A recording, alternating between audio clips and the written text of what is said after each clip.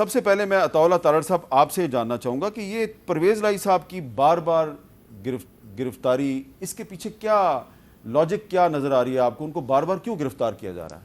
देखिए, यही जुडिशरी थी, यही जज साहिबान इन सर्विस थे। जब किसी की बहन को चांद रात को नैब गिरफ्तार कर लेती थी, जब किसी बेटी को वालिद के सामने सिर्फ इसलिए गिरफ्तार किया जाता था कि उस वालिद को अजियत दी जा सके, और 2 दफ़ा गिरफ्तारी डाली जाती थी। आहा चीमा जैसा शख्स 3 साल कैद काट के आया है, बेल नहीं हुई क्योंकि जुडिशरी बेल देने को तैयार नहीं थी।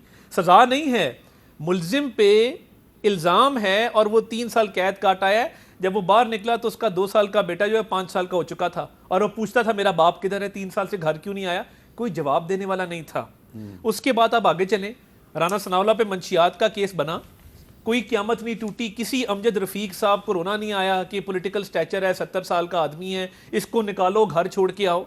किसी ये जो आज जज साहब बैठे थे, मिर्ज़ा वकास रऊफ़ साहब, इनको बिल्कुल इनकी आंखों में आंसू नहीं आए कि जब मैयत पड़ी थी मियाँ नवाज शरीफ और मियाँ शहबाज शरीफ साहब की वालदा की, और जज क्या, एहतसाब अदालत का जज, मैं मौजूद था अदालत में, उसने कहा कि मैंने जिरा करनी है। उन्होंने कहा जी वालदा की डेथ हुई है, जाने दें। उसने कहा नहीं, जिरा करूँगा, हर हाल में करूँगा। तो जब जुडिशल सिस्टम पूरा एक्टिव हो जाता है, और आपने चीनी का जिक्र किया, जुडिशल एक्टिविज्म ही है ना, एक शख्स की रिहाई के लिए।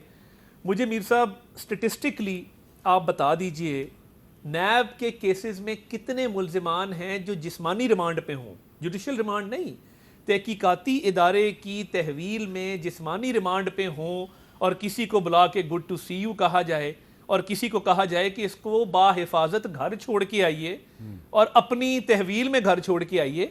तो फिर जब आप इस तरह करप्शन के केसेस के ऊपर जुडिशल एक्टिविज्म और जुडिशल इंटरवेंशन होती है, उसका जवाब फिर यही होता है कि गिरफ्तारी तो फिर होगी, केस कोई ना कोई तो होगा पड़ा। अच्छा नवीद मलिक साहब, आप क्योंकि Islamabad high court bar association के सदर हैं, तो आज इस्लामाबाद हाई कोर्ट के एक मुअज़्ज़ज़ जज साहब जो हैं तारिक जहांगीरी साहब, उन्होंने कहा जी कि परवेज़ लाई साहब को रहा किया जाए। उनको रहा किया गया, फ़ौरन बाद इस्लामाबाद पुलिस ने उनको गिरफ़्तार कर लिया। आपके ख्याल में ये तौहीन अदालत नहीं है? जी बिल्कुल, ये तौहीन अदालत के ज़ुमरे में आता है, और मैं ये समझता हूँ कि ये जो रुझान है, चाहे पिछले अदवार में हुआ हो, चाहे इस दौर में हो रहा हो, ये गलत है। इस तरीके से नहीं होना चाहिए। ना ही इन्वेस्टिगेशन स्टेज पे बंदों को गिरफ़्तार करके जेल में डालना चाहिए, और ना ही इस तरह है कि एक अदालत हुक्म दे कि आदमी को रिहा कर दे और आप फिर उसको गिरफ़्तार करते। देखिए, ये अगर हम अदालतों की इस तरीके से बेतौकीरी करने लग जाएंगे तो फिर जो है वो इंसाफ माशरे में कहाँ रह जाएगा।